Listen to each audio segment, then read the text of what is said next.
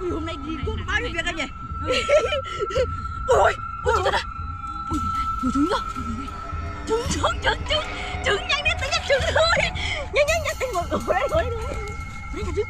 Ui, nhiều trứng đấy. Ui, nhặt trứng đấy. Ui, nhanh. Ui, hôm nay ăn đủ luôn. Ui, nhiều trứng. Ui, hôm nay đi làm về mệt mà nhặt được trứng này. Ui, này thế, to lắm. Nhanh. Ôi, sướng quá. Hôm nay được một rổ trứng rồi. Nhiều trứng đấy. Cái gì đấy? Ui, vẫn còn. Cái gì đấy? Cái gì đấy chị đây? Con quả nào không nhảy? Cái gì đấy nhỉ?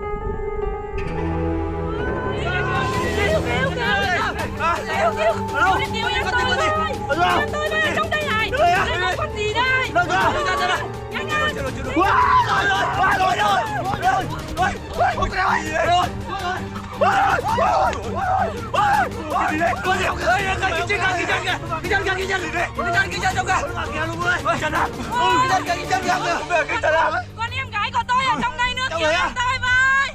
Đâu ở trong đây mà. Đâu cái gì đây? Có thấy không? Ông vừa nhìn thấy cái chân với con gì vàng thôi. Kéo Lôi chân ra đi.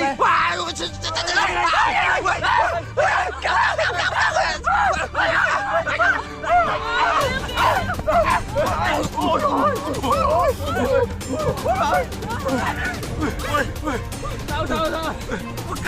Cắt ra. Con đéo gì? Con đéo phù này. Thật nhá. Nhìn đâu? Đâu? Không thấy á? Không thấy à? Vậy rồi, cửa hàng ấy. Nó vừa nằm ở đấy mà.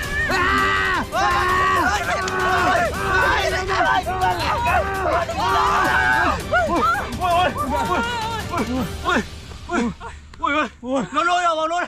Nó gây miếng lỗ kìa. Từ đó anh em ơi. Mẹ ơi. Con đéo gì đây?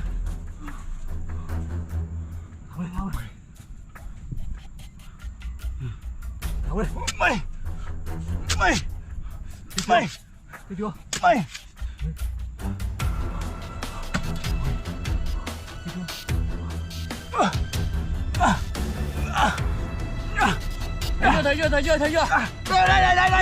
Thấy rồi. Nhường cho con chân vàng ra. Với chân luôn. Ôi mẹ ơi. Chị đứng đây cho đây. Ôi. Có gì trong này? Đây được rồi. Đấy. Chết rồi. Ơi. Đừng ơi. Có người à? Người. Ôi đi chị đâu gái đâu. Chị gái rồi. Sao chị gái đi rồi? Quá rồi. Cái gì đây? Từ cho chân rồi. Cái gì đây? Rồi ông ơi. Con chân, bị thôn ông ơi. Ôi, bị thôn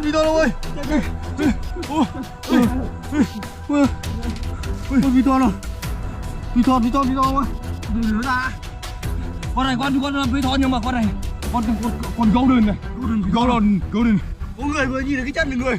Chân người. Nó đi đúng không anh ơi? Như này chị đúng không anh? Khi nào bà lỗi em? Từ từ để ra đã. Đúng rồi. Bỏ đi anh em ơi. Chị anh em gì mà lại bỏ chạy thôi. Rồi. Ui, nó ra rồi. Ui, kia nó. Ui, anh em vỗ đi.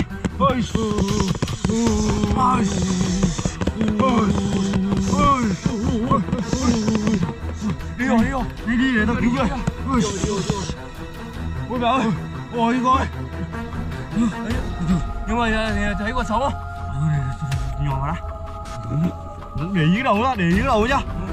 Đầu nó bành nữa chưa? Ui, không thấy gì nữa. Thấy à? Ôi, lấy xẻng đây. Đây xẻng đây. Đích mẹ cái hầu ra. Đích hầu. Nhanh. Không biết mẹ người rồi. Có biết là có sống không cơ? Ui. Đích cái hầu ra. Đích cái hầu. Oh my god. Đích hầu đẹp tí. Đẹp chưa? Đẹp rồi đấy. Chui được chưa? Bảo nuôi người ra đi xem nào. Nuôi ra. Nào, bơi anh em ơi. Nuôi ra. Ngồi đi. Mày Tay to vào bơi đây. Rồi. Ui ôi bơi như pitbull. Đi cùng luôn. Ui ôi, cẩn thận vào mắt đấy. Ui, nó mới như pitbull đây. Vào cho ngày ơi. Vào sâu đi. Thấy không? Thấy chưa? Thấy không? Thấy chưa? Thấy bà nào không? Thấy không? Không thấy gì à? Vào đi. Vào nữa ra nào. Có thấy người không? Không thấy gì đâu. Sao là thấy không? Không thấy gì đâu. Anh em ơi. Ê.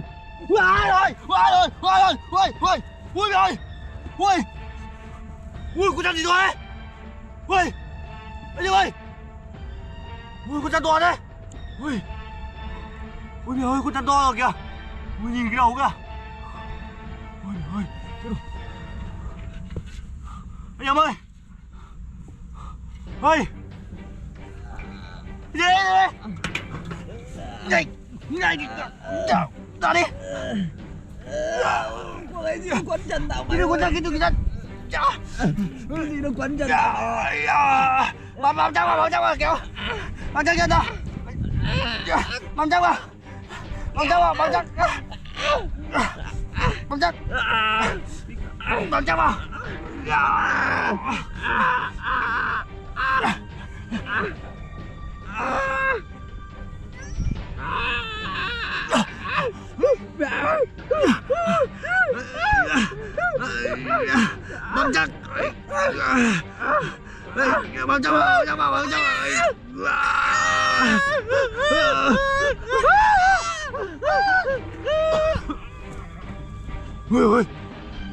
Ui mất tích rồi.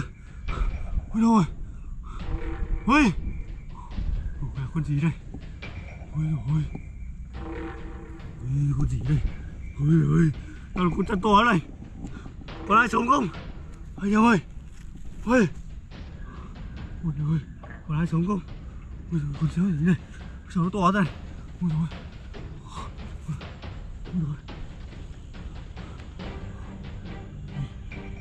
anh em ơi, con sếu trong lấy đây. Ui